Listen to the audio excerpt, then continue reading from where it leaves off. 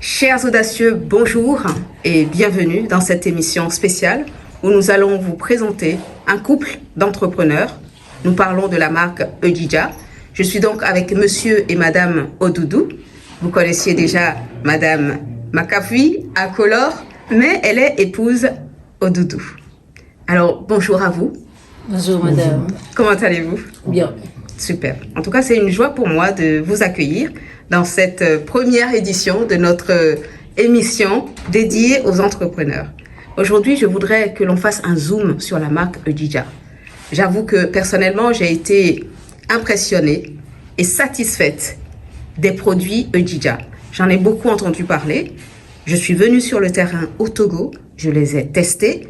J'ai vu également les résultats produits par votre équipe, vos jeunes qui sont là pour faire le nettoyage. Et j'ai vu les résultats de ces produits sur les sols, les vitres, etc. J'ai testé moi-même le liquide vaisselle qui sent bon par ailleurs. Alors, je voudrais que vous nous en parliez davantage. Qu'est-ce que Ejija? D'où est partie l'histoire de Ejija? Ok, si vous permettez, Allez-y. je peux dire c'est madame, monsieur Odoudou.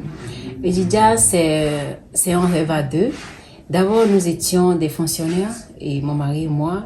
Donc, j'ai eu l'idée d'entreprendre, de se lancer dans la production des savons. Vu que j'aime tellement la propriété, mon mari a approuvé. Et d'abord, j'ai suivi une formation. Et c'est lui d'abord qui a rédigé mon plan d'affaires. Et nous avons commencé. Lui continuait toujours son service. Et plus tard, il a jugé bon de démissionner et de me rejoindre. Donc, actuellement, nous sommes deux qui pilote le projet Ejija. Lui, il est plus le responsable du service entretien et moi, je suis du côté des produits. Très bien. C'est un peu ça. Donc voilà une entreprise rudement bien menée. Oui. La partie donc entretien, donc Oui. service de prestation pour le nettoyage. Est-ce que ce n'est que du nettoyage privé ou est-ce que c'est professionnel? Est-ce que c'est tout confondu?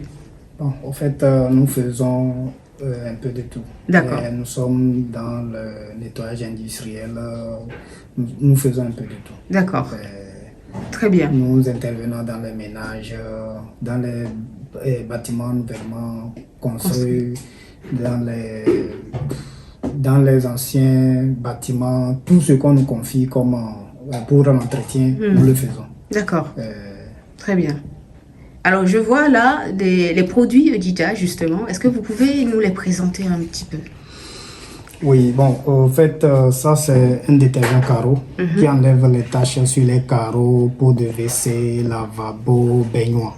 Peu importe les tâches, il suffit seulement de faire passer le produit sur les tâches. Quelque temps après, vous brossez et puis la tâche disparaît. D'accord. C'est un produit très très efficace. En combien de minutes à peu près on peut espérer? Ça dépend des fois, même en même temps, quelques secondes. D'accord. Des fois, c'est 1 minute, c'est 2 minutes. Donc, c'est un produit. Je ne vais pas apprécier ce que je fais, mais je vais dire que c'est très efficace. Oui. Oui. Très bien. Ensuite.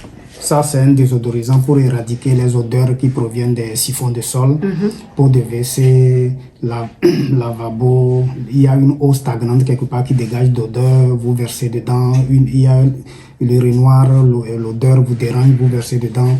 Ça éradique les odeurs. D'accord. Et qu'est-ce qu'il a de particulier justement ce produit? Bon, ce produit est produit à base de la cendre. Donc, c'est un produit qui ne traîne pas quand vous versez en même temps, vous avez le résultat. Donc les odeurs sont détruites. Effectivement. Les odeurs ne sont pas camouflées, mais détruites. On est bien d'accord. Voilà. D'accord. Ça, c'est un déodorant.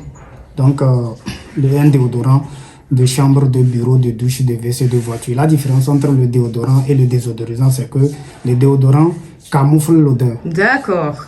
Et celui-ci, le désodorisant, éradique l'odeur. C'est Donc, bien de le la préciser. différence entre les deux. Excellent. Et c'est à quel parfum là, ce que vous avez montré? Bon, ça, nous appelons ça généralement comme on est lova.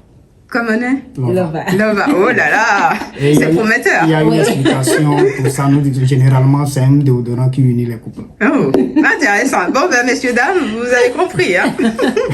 Donc, ça, c'est pour la lave-glace. Oui. Donc, bon, je pense que c'est pour laver Les vitres, tous les carreaux. Oui.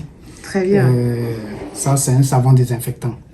pour laver et désinfecter les sous-vêtements, les draps, les tenues des enfants. D'accord. Ça lave, ça désinfecte. On l'utilise pour laver aussi la voiture. On l'utilise à la machine.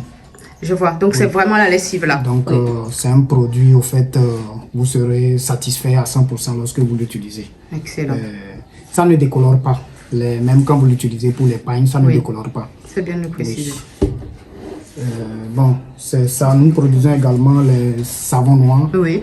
Savons noirs pour une peau, avoir une bonne peau, pour les démangeaisons de la peau. Oui, ça traite les démangeaisons de la peau. D'accord. Nous produisons également les solutions hydroalcooliques que nous n'avons pas ici, comme c'est bon, pour traiter les choses là. Exactement. Corona et c'est comme ça. Nous produisons également les savons pour laver les mains. Bon, pour ne pas les savons de table. Donc, c'est ça. D'accord. Est-ce que vous avez par exemple un produit pour lessive ou pour nettoyage maison à base de savon noir justement? Ou est-ce que vous n'avez que du savon noir pour se laver? Non, en fait, on avait pensé avoir une ligne de produits d'entretien à base de savon noir. Donc, nous avons commencé la production. Il faut d'abord tester ce produit. Il faut que les clients approuvent avant de mettre sur le marché. Donc, on n'a pas encore mis sur le marché. Mais nous avons pensé avoir une ligne de produits d'entretien à base du savon noir. Excellent. Vu que notre savon noir, c'est un savon noir africain de nos grands-mamans. Donc, ça ne contient pas de la soude caustique, pas de produits chimiques, mais ça mousse très bien. Super, bon. D'accord. Donc, dans les jours à venir, les étudiants auront la chance de voir une ligne de Edidja, uniquement savon noir, mais pour l'entretien. Excellent. Oui. Et justement, d'où est partie cette idée de devenir entrepreneur? Est-ce que vous avez reçu une formation particulière? Comment est-ce que cela s'est passé? Au fait, si je peux prendre la parole, je peux dire que d'abord, l'entrepreneuriat, c'est une activité libérale et nous avons remarqué que l'Afrique a besoin plus d'entrepreneurs pour se développer et on ne va pas éternellement rester dans les bureaux, on ne va pas éternellement rester sous les gens, si on le dit comme on le dit communément ici. Exactement. Donc, on a décidé d'entreprendre. Aujourd'hui, on embauche des gens. Aujourd'hui, on travaille avec les familles et on se dit que la base a besoin de ça. On a besoin de l'entrepreneuriat aujourd'hui. Donc, c'est ça l'idée des maîtresses avant de se lancer dans ce business ou bien dans l'entrepreneuriat. Je vois. Et aujourd'hui, vous, en tant qu'entrepreneur, vous êtes sur le terrain. Nous autres, nous sommes de la diaspora avec d'autres réalités à gérer. Quelles sont vos réalités à vous aujourd'hui en tant qu'entrepreneur? Quels sont les défis de l'entrepreneur africain sur le terrain africain aujourd'hui? Vous avez? Ok. Je peux dire que les défis sont énormes parce qu'aujourd'hui, il y a d'abord la communication autour de Made in Africa. Parce que la concurrence est tellement rude. Nous avons les produits importés qui ne nous laissent pas la main libre. Donc, il faut communiquer autour de nos produits. Et il y a aussi la mentalité.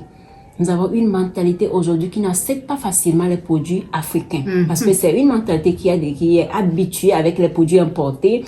Chaque jour, depuis la naissance, c'est les produits importés qu'on utilise. Donc, le changement est trop brutal. Il faut qu'on nous parle un peu, qu'on nous communique ça. Et je vais tout à l'heure lancer cet appel vers la diaspora ou bien nos autorités de communiquer autour de des produits locaux pour faire comprendre aux gens qu'il faut des produits locaux, non seulement pour la consommation, mais pour notre développement. Tout à fait. Pour le développement économique, il faut des entreprises locales. Il faut que la population accepte nos produits, peu importe les défauts. Si vous consommez un produit local et que c'est pas ça, il faut approcher le producteur, il faut lui dire qu'il faut arranger ci, il faut arranger ça. Nous allons commencer quelque part avant d'arriver à la maturité. On ne peut pas commencer même avec la maturité. Mais il y a des produits locaux qui sont déjà matures, des produits prêts à consommer. Il faut les consommer, il faut conseiller ça aux gens, il faut vivre local, quoi. Et il faut la solidarité, si j'ai bien compris. Pour permettre aussi à cet producteur d'aller plus loin, de se perfectionner. Bien sûr, et de recruter sa communauté.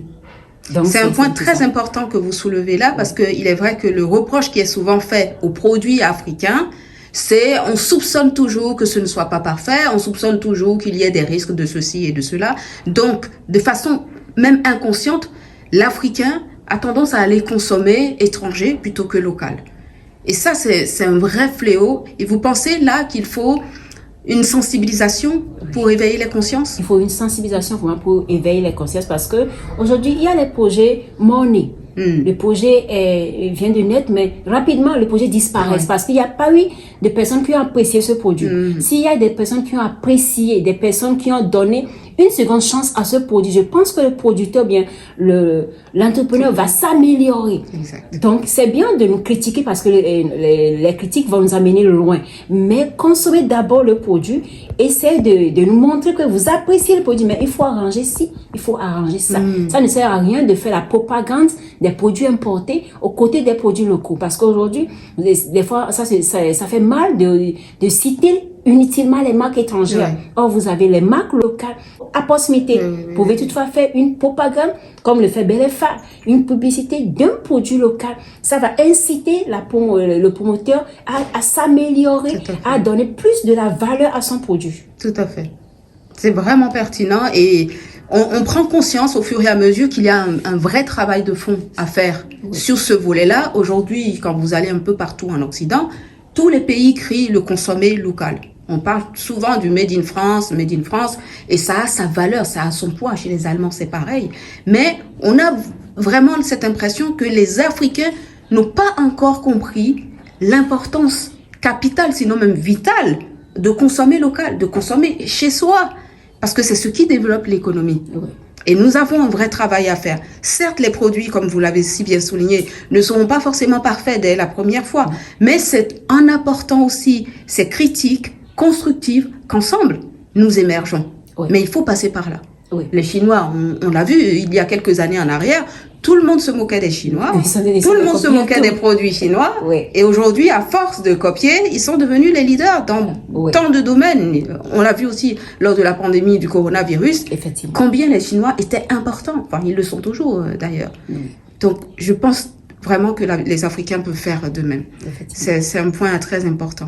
Et est-ce que vous auriez un message particulier à adresser, peut-être une requête à l'égard des dirigeants africains ou même des entrepreneurs africains aujourd'hui? Quel serait votre message?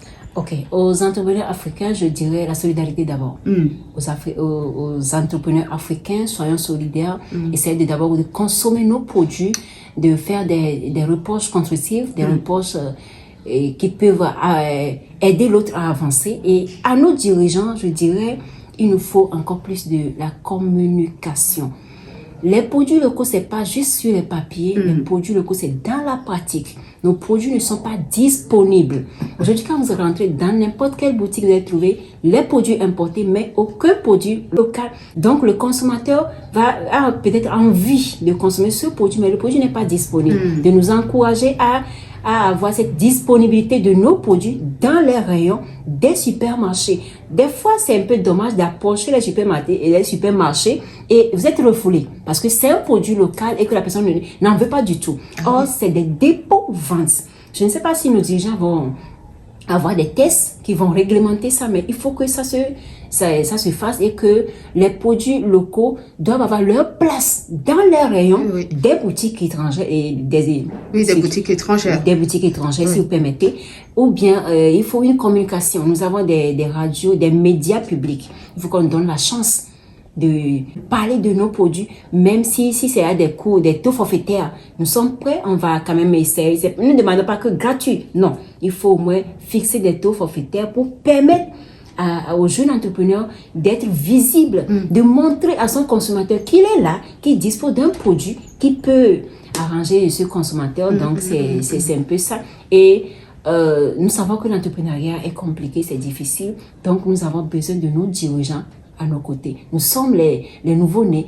C'est à eux de nous encadrer. Si nous manquons de formation pour nos produits, c'est à eux de nous amener à faire des formations. C'est à eux de nous amener dans les usines des étrangers pour apprendre d'eux et venir reproduire si possible. S'ils utilisent nos produits, nos produits ne sont pas au top. Le packaging n'est pas au top. C'est à eux de nous amener, voir les packaging d'ailleurs, voir comment se fabriquent les packaging, voir comment est-ce qu'on peut ramener ça chez nous.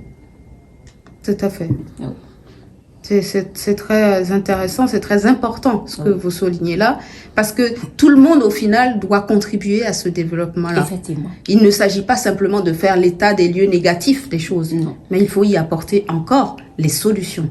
Et nous devons nous habituer quelque part à apporter à la fois les critiques, mais aussi les solutions. Oui. Je critique, mais j'apporte la solution, je Effectivement. propose une solution derrière. Oui. Et ça, effectivement, ça peut radicalement changer les autres, Oui. les choses. Alors, et vous, Monsieur Odoudou? Quelques derniers mots. Bon, au fait, moi, je dirais simplement que quand on finance un projet, il faut, ou bien quand on finance pour la production d'un produit, il faut aussi consommer ce produit. Et c'est ce message que moi, je vais porter à l'égard de nos autorités. Parce que pour la plupart des cas, ils financent des projets des jeunes entrepreneurs, mais après, eux-mêmes, ils importent des produits qu'ils consomment dans les ministères. Donc, il faut qu'on pense un peu à ça. Il n'y a pas trop d'importance quand on dit qu'on va faire la foire des produits locaux. On fait la foire des produits locaux pour qui consomment. Donc, déjà, quand le ministère ou bien les services étatiques commandent ne serait-ce que 50 000 d'un produit par entrepreneur dans le mois. Je pense que, bon, si je dis 50 000, c'est une somme, bon, dérisoire que j'ai donnée, mais il faut qu'on commence par quelque part pour y arriver. Oui, sinon, bon, il faut qu'on mette une croix sur la consommation des produits importés. Déjà, ce que nous produisons, quand on commande nos produits ici, je pense que ça va déjà déborder parce que les ministères consomment énormément de produits importés. Énormément. Quand je dis énormément, c'est que, bon, je ne vais pas donner un chiffre. Je connais un peu, je sais comment ça se passe, mais quand on arrive à passer la commande de la solution hydroalcoolique à une hauteur de 800 millions, je pense que je ne vais pas aller trop dans les détails, mais il faut que l'État consomme les produits locaux. Exact. Donc oui, vous avez besoin de ce soutien en fait des dirigeants pour porter le message plus haut. Parce que bon, ça reste une avancée de dire que nos dirigeants aujourd'hui s'intéressent à la production locale, encouragent les entrepreneurs à produire local, mais il faut derrière consommer aussi local pour que cela ait du sens. Chers dirigeants, j'allais dire africains, nous comptons aussi sur vous derrière. En tout cas, je vous remercie. Ce fut un plaisir de m'entretenir avec vous. On ne peut que vous souhaiter plein succès parce que je suis certaine que ces produits ont un avenir radieux devant eux. Merci. Merci. À bientôt.